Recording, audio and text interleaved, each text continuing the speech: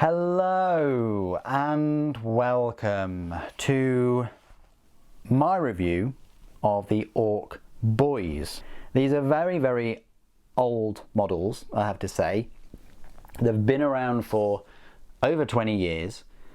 You can still get them from Games Workshop, but only 10 of them for £22.50.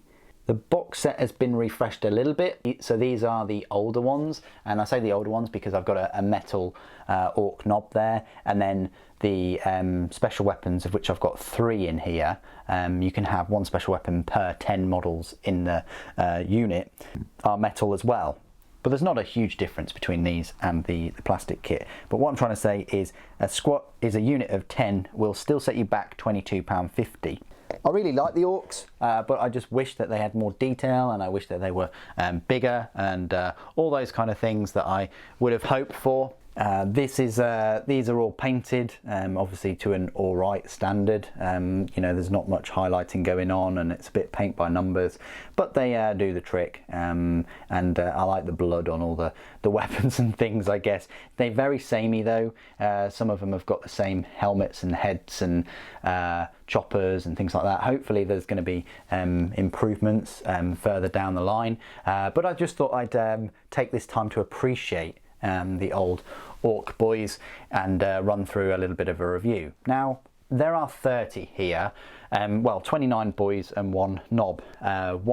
The knob takes the place of one of the boys, and there are 3 special weapons because for every 10 models in the unit, not 10 boys but 10 models, you can have either a rocket launcher, which is right here, and then it says this way on the rocket launcher, quite cool, or you can have these big shooters, and I've got a couple of big shooters in there.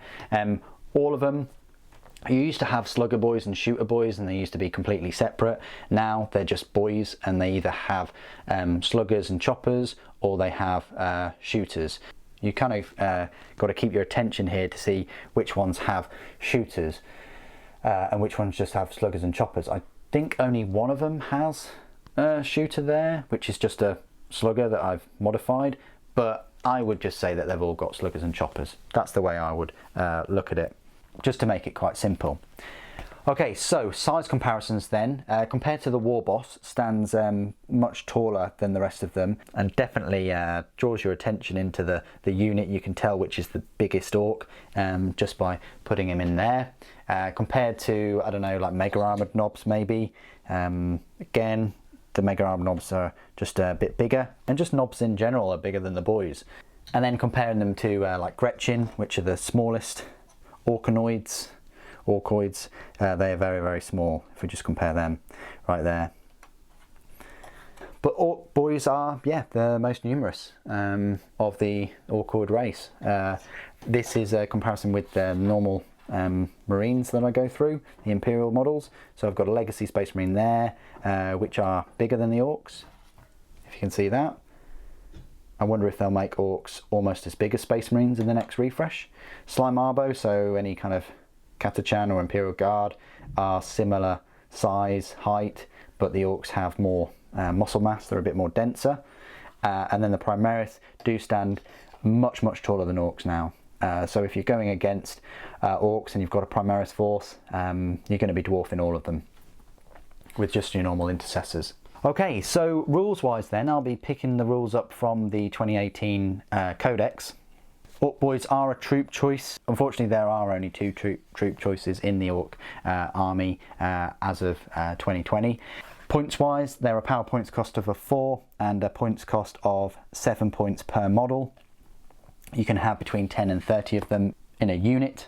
Their stat line reads movement of 5 inches, weapon skill 3 plus ballistic skill 5 plus strength 4, toughness 4, 1 wound, 2 attacks, leadership 6 and a save of 6 plus. So yeah, they don't really get a save if you look at it that way. Not really a save. The Boss Knob's stat line is the same, but he has 2 wounds instead of 1 and 3 attacks, and the leadership is 7. So does a fair bit better in combat. I like the fact that their weapon skill is still 3 plus though. So they're armed with these sluggers and choppers, which are a 12-inch range, pistol 1, strength 4, AP 0 and a damage of 1. The choppers is strength of the user, which is still 4, AP 0, damage 1, but each time the bearer fights it can make 1 additional attack with this weapon, so a bit like a chainsword in a way, which is great because they all have 2 attacks each. And if you had, I don't know, 30 of them without a boss knob, then you're looking at 90 attacks with 1 unit. A 3+ to hit, and strength 4 as well, which is very nice. Of course, if you add special weapons and things in there, you're going to be reducing the effectiveness of the melee capacity somewhat. Likewise, if you give them shooters as well. And on that point, shooters are a ranged 18-inch, assault 2, strength 4, AP 0 and a damage of 1. Again, if you've got 30 of them firing the assault 2 weapons, then their effective range is basically 23 inches. And they're going to be pumping out 60 shots. So it's up to you whether you want to take that risk and get them into close combat, which war bosses and Gazgul and things can make them charge even after they've advanced, and get 90 attacks, which have a better chance at hitting with a 3+, or you can go for 60 range shots with a much less chance of hitting with a roll of 5+. For me, I always think Orks are best in close combat. They do have some funky weapons, but in my experience, very rarely do they hit with them. So I'd keep them close combat. That's why most of my Orks are equipped with the close combat weapons, because I want more attacks in close combat and I want a better chance of doing damage with those attacks. Of course, you've also got the special weapons, which I've put in with this unit at the moment. So you've got the rocket launcher, which is a 24-inch, assault 1, strength 8, AP -2 and a damage of 3, or the big shooters, which are a range 36-inch, assault 3, strength 5, AP 0 and a damage of 1. So again, you can add an extra, 9 shots there to your 60 if you've got 3 of them equipped with big shooters. Stick bombs work as usual. They're a range 6-inch, grenade D6, strength 3, AP 0 and a damage of 1. And for every 10 models, 1 can take a tank buster bomb, which is a range 6-inch grenade D3, but it's strength 8, AP -2 and a damage of D6. I'd probably take a couple of tank buster bombs, just if you're close to any vehicles or any monstrous creatures or anything that has a high toughness or armor value. You want having a tank buster bomb strapped on there. The war gear options: any Ork may replace its chopper and slugger with a shooter. For every 10 models in the unit, 1 Ork boy may take a tank buster bomb. For every 10 models in the unit, 1 Ork boy may replace its chopper and slugger with a rocket launcher or big shooter, and the boss knob may replace its slugger and chopper with items from the knob weapons list. That's great because you can give him a wealth of knob weapons, such as a big chopper, a kill saw, a power claw, power stabber or a slugger. So equipping him with a power claw, again, is a nasty surprise against any kind of elite units that want to go up against them. The abilities: here we go, Mob Rule, Daka Daka Daka, and Green Tide. Add 1 to the attacks characteristic of models in this unit while it contains 20 or more models. Again, that's even better reason to have 20 or more of them. To have a big blob of 30 of them.